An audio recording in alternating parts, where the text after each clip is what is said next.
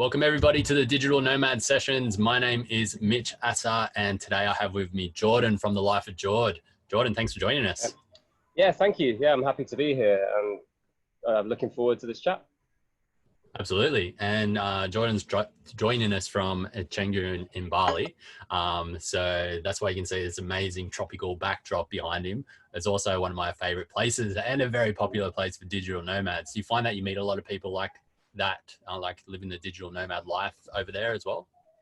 It's true. I think there's people doing all sorts here, like loads of people that are working online, but from all kind of different fields as well. And I guess just from chatting to people here, it's kind of inspiring as well, because you find out all the different ways that people can make money online, and everything's so different, but there are so many ways of doing it, and then you learn from each other. So I really like that sort of community part of it. And that's why when I'm in between any trips, I always come back to Canggu. Absolutely. Totally agree. And I always say that there's so much opportunity to make as little or as much money as you want online. And there's so many different ways you can do it. I remember when I live in my van, right? So when we went to like this van meetup and it was like a weekend away, I was talking with this lady, and she's actually a support consultant or a support rep for a company, and she just works totally remotely, driving around in a van, gets paid more than enough that she needs to live the lifestyle that she wants. So she wasn't after this, extravagant, business that takes a lot of stress sometimes to build up. She was living a really fun life that allowed her a lot of free time, working for someone else. So yeah, I mean, it's really cool once you get out there to see how other people are doing it as well. But we digress from today, which I'm really excited about. We're going to be talking about growing a loyal YouTube audience and monetizing your video content for passive income. A lot of people are after that passive income, so I'm excited for this. I'm sure a lot of others will be as well. But for people who don't know Jordan yet, Jordan's mission is to show people firsthand how easy it is to travel the world continuously. He started off with the dream of learning how to travel while working online. Now he wants to show more people how they can do that as well. Jordan, I guess like the best place to start is, first of all, just a bit of a high level discussion around YouTube itself. So why did you decide on YouTube and to pursue that? Why is it so effective for helping people to create passive income, and how has it positively affected your business and your life since? Okay, great. Yeah, so I started traveling about 5.5 years ago now. In August 2014 was when I quit my job and sold my things and did that whole cliche to try and start traveling and make money online. But I didn't really have any clue how I was going to do it. And for the first 9 months, I just pretty much whittled away the savings I had and didn't really put like the time and effort in to try and make any sort of passive income. And I was just having a lot of fun traveling, which was great. And I loved it. And like spending that whole time backpacking was amazing. I'd recommend anyone to do that first, to go out and see how much they love traveling before they jump straight into any online work or whatever. But slowly I started to see more people doing, this was 2014, so it was a while ago, before YouTube was really established as a way of doing vlogging and earning money online. But I started to see more people doing YouTube and doing vlogging, and saw that as an avenue to be able to travel with. And making travel videos had been a little bit of a hobby of mine, but just now and again, where I've been on trips, throwing together some clips with a Red Hot Chili Peppers song over the background, and just like a nice sort of memory. Then I just suddenly realized that, wow, I could actually do this and make money and combine two things I love, which is travel and making videos. From there, I just kept putting videos out, kept consistently doing it, and slowly over a longer term built up an audience, built up a following, and just kept trying to improve all the time. And that's really, I guess, what's got me to here. I just did something I really enjoyed and built it up from there. Yeah, I love that. Were you thinking about passive income specifically around YouTube when you started, or was that something that sort of came later? No, I'll be honest. When I started, I did have the idea that it would be a way of making money online. So I know a lot of people in the whole YouTube world really started from, or they say they started from their love of video and had no idea that it would make money. But I always went into it with the idea that, hey, if I do well at this, then I can earn enough to travel from. And initially, it was only ever my plan to. I remember going to Goa, and Goa in India was so cheap to live off. Like you live off $10, $20 a day. I was like, hey, if I make $10 a day from a video, and at least I have that to fall back on. At $300 a month, I can go live in Goa. That was always my initial goal, to make that much from YouTube. And then from there, it is growing out. But I knew, all that I knew at the time was that if you make videos, you can make advertising revenue on those videos. Yeah, amazing. I Yeah. love that mindset as well. You're very similar to me. I always think like when I first started, I lived in Thailand and probably spending like $1,000 a month while living there. And I was like, you know, all I really need to make is $12,000 a year, and I could still live, you know, a pretty fun life in Thailand or any Southeast Asian country, or maybe not Bali these days, but yeah. And like, and that's a massive shift for a lot of people, because a lot of people try to transition from a job they're making, you know, anywhere between $50,000 to $100,000, and think they need to replace that income very quickly in order to have a life that fulfills them, where it's not necessarily true, if you can be happy on that lower income. So Well, I completely agree as well, because I think when you take a vacation or a holiday in between your job, then you spend a lot more money than you would do normally traveling for a longer term, because that's your opportunity to go and spend money. So if you've got 2 weeks away, then you want to make the most of every one of those days and do the things that like cram it all into once. So if that's your idea of how much you're going to spend long term, it's kind of skewed. Because like you said, especially if you're living in cheaper countries, you don't need all that much money to live quite a nice lifestyle. yeah, absolutely. Totally agree. So let's dive into more of the step by step of how we can actually make this happen now. So I guess Sure. there's probably going to be two parts to this. First one is we need to grow the audience on YouTube, and then the second part is the passive income. So maybe let's dive into some of the audience growth tips that you do have for us today. Okay. Yeah, and that's good, because I would completely separate them as well, because I think like although building a YouTube audience does give you a greater ability to make passive income, because you're going to get more views, because you have a bigger audience to pull from, I wouldn't say that's I wouldn't say that's the best reason to build an audience. I'd say the main reason to build an audience is to have that sort of well, that relationship with your audience, rather than seeing them as a way of just making money. But okay, so to grow the audience initially, what I did is I set out a stall to put up one video every 2 days. And at the time, I think that was what worked for YouTube. I think a lot of people were also doing daily vlogging, which I couldn't quite commit to at the time, because that is basically filming all day, editing all night, and going over and over again. And I don't think that's sustainable in the long run. But I think what you have to do now is figure out a schedule for yourself that you can create the highest quality possible in that time frame, and get out as many videos as possible in the time you can commit to. Video every 2 days, editing in between, like one day on a filming, one day of editing, one day on a filming, and just try to stick to that. The other thing I tried to do is, as soon as a video was ready and uploaded, I would try and make sure that got to 100 people each day, whether or not that was sharing on Google Plus communities, if you remember them. They were big like 5 years ago. And Facebook groups, commenting on other people's videos. And I think it was a blog post I read from someone at the time that basically said, as long as you can make 100 connections a day, then that's 3,000 a month. Over the long term, then that 100 is off, and it would just build from there. That was really my initial thinking. That's what I tried to keep up with. Yeah, right. That's interesting. It's not something that I've really heard lately that anyone else is doing. I think sometimes we have this mentality of if we put it out there, the people are going to come, and sometimes that happens, but often it doesn't. It's like that little bit of hustle in between to get the initial traction, right?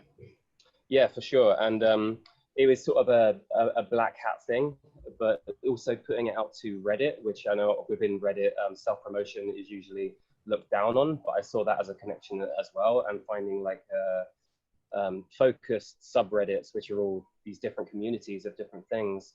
So putting the video on there, then that would be another way of people coming in. So I really think, especially these days, if you just put up a video on YouTube, it's not really going to get found.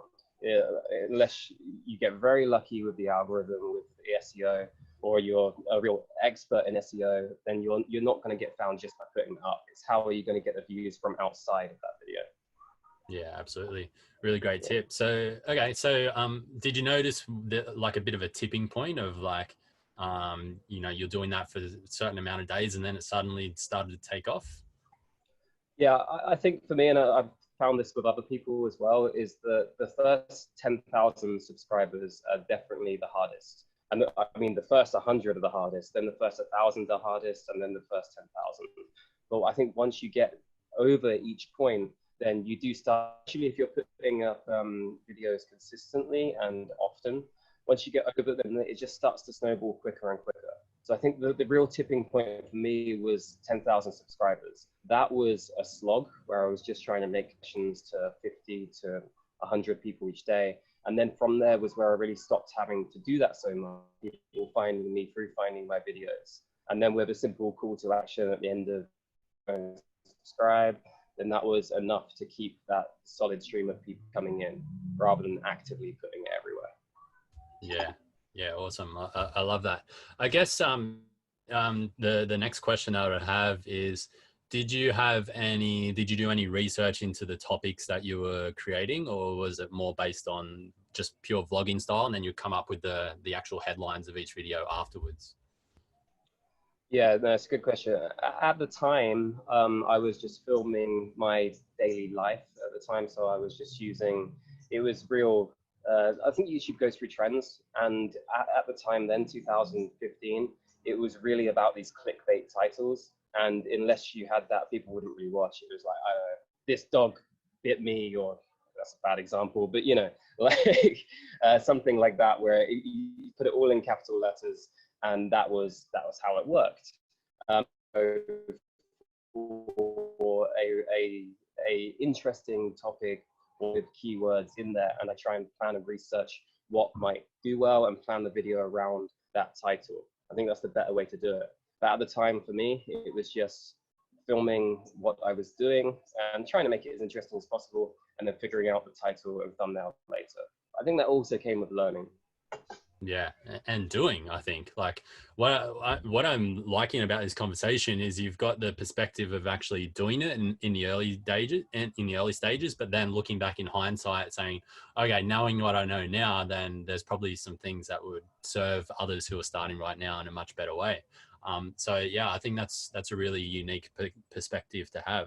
Is there anything else looking back now that you would do differently? Yeah, for sure. And I always try and think about it in that way as well, because it has got more competitive and more saturated now than I had a good opportunity at the time 5 years ago when not seeing it.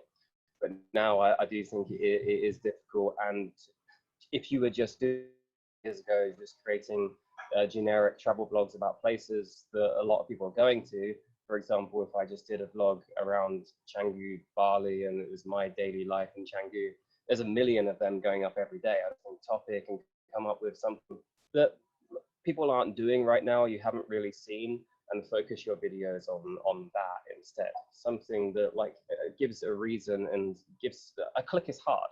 To get someone to click on your video and watch a video of 5 to 10 minutes these days is very competitive. So it needs to be a real hook and a real pull for someone to click on it and then watch the rest of it.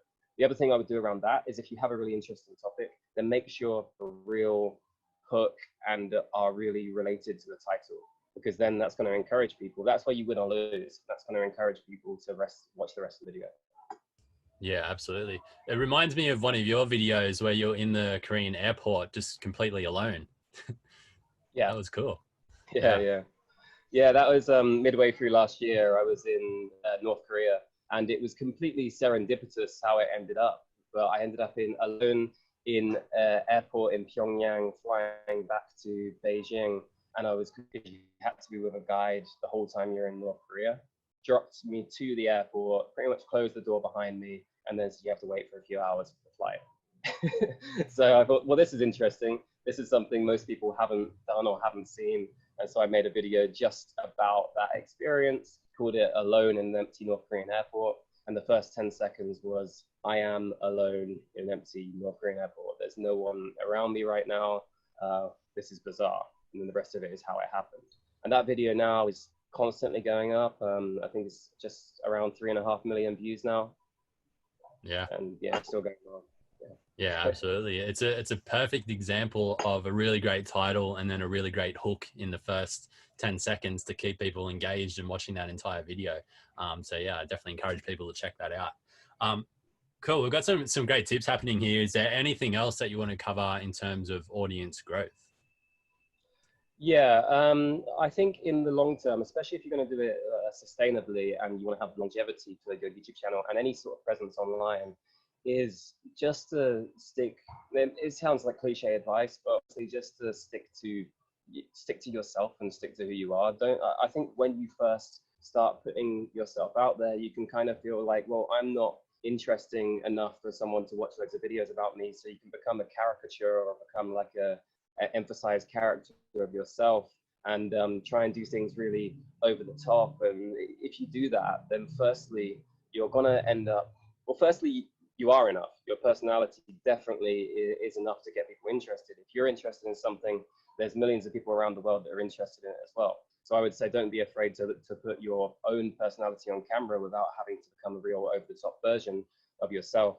And secondly, if you do that and you end up trying to pretend to be something you're not, you're going to end up hating the videos you created, and you're not going to want to keep doing it because you're going to watch it back and cringe or find it embarrassing. So it's better for the long run what you believe in and be honest and try and give your own personality, because that's the only way you can keep going with it. Yeah, absolutely. Amazing tips. And I think people see through it these days anyway. Yeah, I massively agree.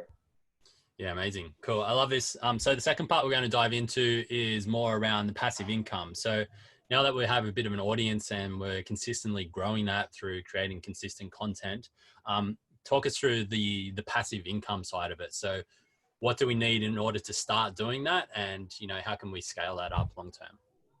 Okay, great. Yeah, I'll separate this into two parts because I think there's really good ways of making passive income through YouTube. And then there's other really good ways of making passive income through the videos that you've created for YouTube, but then those videos can live in other places. So within YouTube, immediately after, I think it's these days, 4,000 hours of watch time and 1,000 subscribers is when you can now monetize your channel. And that's when you'll start seeing the adverts playing before someone's video, or the mid-roll adverts, or they'll pop up, and then people will start earning from that. It's not, it sounds like a lot when you say 4,000 hours of watch time, but it's not really. It's just one sort of video that catches, or a few videos, and then suddenly, as long as you're posting consistently, that'll happen, and you'll be able to monetize all of your videos from the future. But I've never made, some people do, but I've never made a great deal of money from AdSense. I would usually get $2 to $3 CPM, which is the cost per mil. So let's say $3 per 1,000 views. And obviously, to make a full-time income from that, then you're going to be needing 300,000 views a month, which isn't that easy to achieve. So I started looking at what are the other ways I can make passive income around that doesn't necessarily rely on AdSense. And the first thing that I came into with YouTube is using the description box, which is a really powerful tool because underneath every YouTube video, you have 3 lines that you can use to direct people to any link you want. And if you want just one link in there that you really want to direct people to, then you can have that one. If you want 3 links in there that are more generic, then you can. So using that, I started looking at what affiliate schemes can pay quite well, and what services I can direct people towards that then will make me additional income on the side. And there's a few different ones I use right now that that also give value to the people that are going to sign up through free trials, and then they get free and I get a kickback because of that. I think off the top of my head, there's a good royalty-free music site, which is MusicBed and Epidemic Sound, and they have good affiliate schemes. There's Airbnb. A lot of people use Amazon, Booking.com, and give benefits to people as well as giving you the referral fee for introducing people. Yeah, absolutely. Such a great way. So you said 3 lines there. I've definitely seen a lot of descriptions of people sending links or multiple links, probably like sometimes up to 6. So is 3 sort of a recommendation that you have, or is that a guideline from YouTube? Well, the top 3 are the visible ones before you click the tab. So without anyone having to go further into your description, you have the top 3 lines that someone will see straight away. Whereas you're going to lose people if they have to go down for in. and then some of them might not see those links. But definitely further down is where you should have all the that you want to direct people to that aren't necessarily related to the video. Yeah, got it. Perfect. Awesome. Yeah. Okay, so so we're talking about affiliate marketing is a great way to do that. How do you go about finding these particular programs? Is it because you're using them? Is it because companies approach you? Like, do you have anything around that? Well, mostly these sites you can go onto them, and just within the bottom footer of the website or sometimes in the menu, they have the ability to apply for the affiliate program. I know Amazon has that, and I know Airbnb has the referrals for that, and other sites as well. You can just apply, anyone can apply. I think others, like the music sites, you have to either email them or be invited to it, because that wasn't something I had at first. But as soon as you do have a YouTube channel or some sort of traffic, then you can then go and apply to them and say, this is what I'm doing, this is how I want to be associated with you. And I think that's just a way of them vetting who they want to be associated with, rather than saying it's only because you're getting a million hits. It's more that they just want to see who's promoting them. But there's definitely ways. I think most sites and services benefit from affiliates and referrals these days. So most of them do have that program. Yeah, absolutely. Awesome. And then in your video, have you found like there's a good amount of time during the video, and then how long are these call to actions actually going for? Or the first question is, are you doing a call to action within the video pointing people towards these links? And then secondly, like, yeah, maybe it's just some details around what's been working best for you. Yeah, sure. No, it really depends on the video. In all my videos, I'll have the affiliate links embedded further down in the description. So I just have an upload default that as soon as a video is uploaded, that'll be there in there anyway. But then if a video is specifically related to me staying in an Airbnb or a nice hotel, or if I'm showing someone my new gear or my new camera, then I will say to them, if you want to go check it out, go click the link below. And then within the description, I also have a couple lines telling people that these are affiliate links. So if people click on them, then I'll receive a little kickback, that just as a disclaimer. But I don't go into it so much that I'll say the affiliate or the call to action needs to be within the first 10 minutes, or sorry, the first 2 minutes. I would rather have it quite naturally in the video, and only if it really makes sense to have it there. Because otherwise, you don't just want to hammer people all the time. They're going to figure it out. Yeah. Yeah, absolutely. I totally agree. Awesome. So I'm loving that. So we're talking about some affiliate programs there. Is there anything else that we need to be thinking about as well in terms of passive income? Yeah, so those are two initial ways just on YouTube that I would say anyone can start doing as soon as you start doing YouTube videos. The other one a lot of people do is Patreon when they're first starting out. And that's just a way of people sponsoring your channel and liking your content.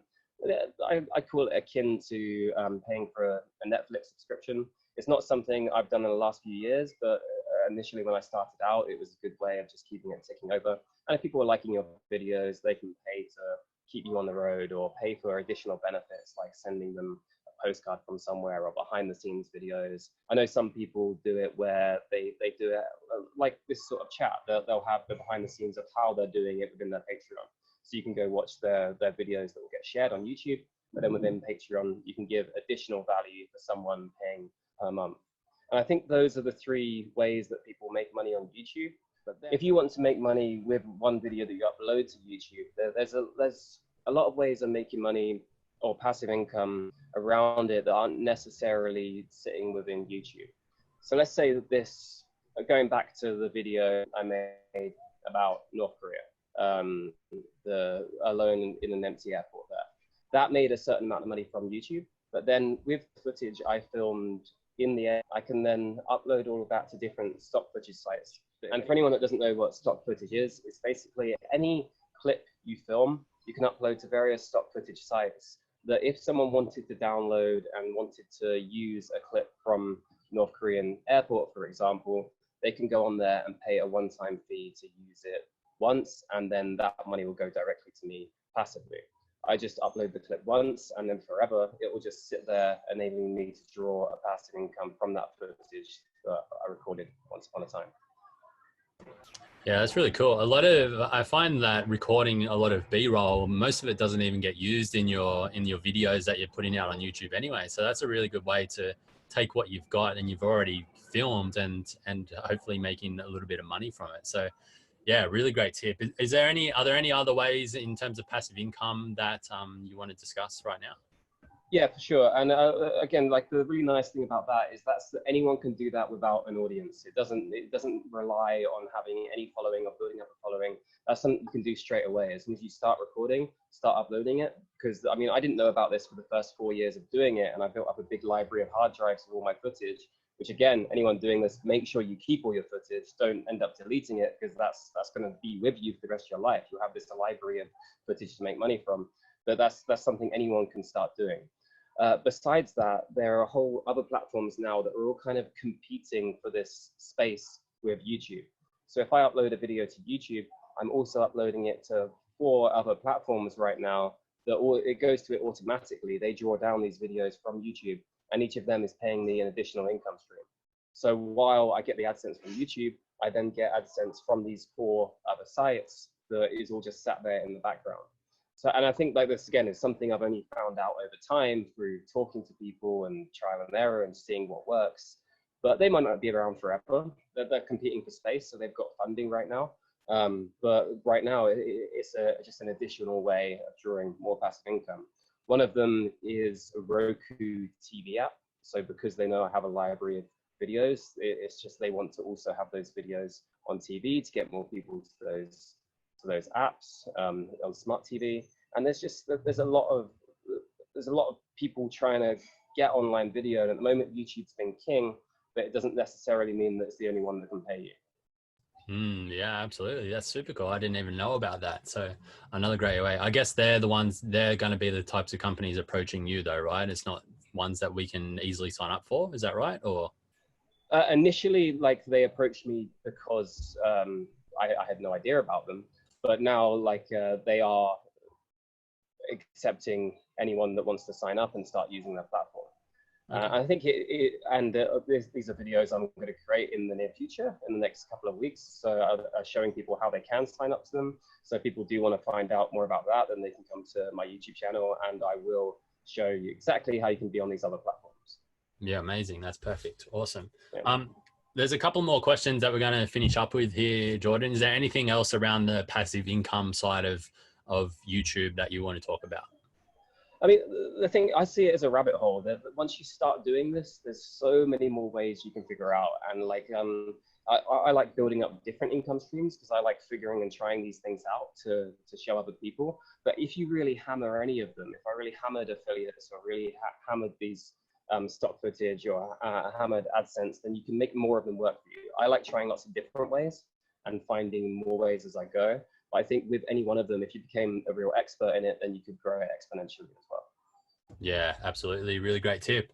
I guess what I want to dive into now is some of the biggest mistakes that you see people making, probably more specifically around growing their YouTube channel and then and also creating the income as well. So what would they be? Well, initially, like I said earlier in the chat, it's people not really getting the titles and thumbnails right. I think these days you really have to, unless you're very lucky and you have to know someone with a big YouTube following, or you already have some fame, or you already have something outside of YouTube that people have a reason to follow you. You have to try and target keywords and try and learn a bit of SEO and target long tail keywords to get the views. Otherwise, people just aren't going to find you. So if you do a video which is, I can't believe this happened, as the title and just a generic thumbnail, no one's going to watch that unless you have a following. So you really need to, I would say first, look at what videos are doing well with SEO long tail keywords in their title and try and emulate that, but in a different way. Yeah, absolutely. Really great tip. And it's definitely something that I'm starting to notice as well. In case you didn't know, I'm being a little bit more focused on YouTube this year. It's probably my single biggest thing I would change if I was to go back 5 years ago when I first started online, would be focused more on YouTube. So I'm starting to understand that a lot more. And yeah, from what I've seen in terms of the results I had last year compared to this year, it's exactly because of that reason. So yeah, right. really great tip. Well, yeah, I mean, if you want to talk about any more of this after, then let me know as well. Yeah, perfect. Yeah. And I guess to wrap it up here, do you have any final words of inspiration around today's topic, you know, maybe YouTube in general, or maybe just becoming a digital nomad in general as well? Yeah, I think two things. A lot of people say to me, is it too late to start this? And yeah, sure, I got to be in 5 years ago, so I really got the first mover advantage. And like, isn't it too late to try and start a YouTube channel or start a blog now? And I think that's complete bull. Like, there is always an opportunity to start that, and more people are starting YouTube channels now than ever before, and it's only going to grow. I don't believe like by more people starting to create channels and more people using the platform, that's going to make it a more competitive space. I think it just makes the market bigger and it makes bigger opportunities. What you do need to do is, in my opinion, become maybe more niche and become like really focused on what you really care about rather than making it generic, because there are a lot of generic travel nomad channels out there. There are a lot of generic entrepreneur channels. If you can focus on one thing, then you've got a much better chance of succeeding with it. Would you agree? Yeah, 100%. Like, totally agree. It's only going to continue to grow. The more people starting channels, they're going to attract more people from different parts of the world who maybe haven't watched YouTube as much before, but also just the access to the internet is growing as well. So yeah, 100%. And one other thing I would say as well around that is, I think you can try and become too much of a perfectionist with it, and you can keep planning things in your head, and you can keep thinking, this is exactly how I'm going to do it. This is my ultimate strategy. I'm going to consume 1,000 hours of training, read all the books, but until you actually start, then you won't really figure it out. So my advice 100% would be just start and learn as you go. Because like, again, it's a cliche, but the hardest part is that first step of starting something, starting a YouTube channel, starting a blog. And as soon as you do that, then you're only going to improve and learn, and it's just going to get better over time. Absolutely. Such a great tip. I put on my Instagram story today, a drop of action is worth a bucket load of knowledge. So Yeah, exactly what you're saying right there. Yeah. Amazing. Jordan, this has been a really great chat. I appreciate you sharing, you know, all of the wisdom that you've gained in this space over the last 5 years. And yeah, I'm sure there's going to be a lot of people who are very thankful for that and want to continue the conversation with you. So where can they go to do that? Well, there's two places. So I have been building my YouTube channel for the last 4 or 5 years. So they can find me on youtube.com/thelifeofjord, or just search for The Life of Jord in YouTube. And then I'm also building out right now online training for people to be able to do exactly this, which is travelcontinuously.com/try, or travelcontinuously.com, where I'm going to teach people exactly how they can travel continuously, first with YouTube and then via other methods with guests as well. Yeah, perfect. I love that. Yeah, Jordan, once again, thanks for joining us here on Digital Nomad Sessions. It's been a great chat, and hopefully we'll catch up again soon. Yeah, thanks, Mitch. Yeah, it's been good.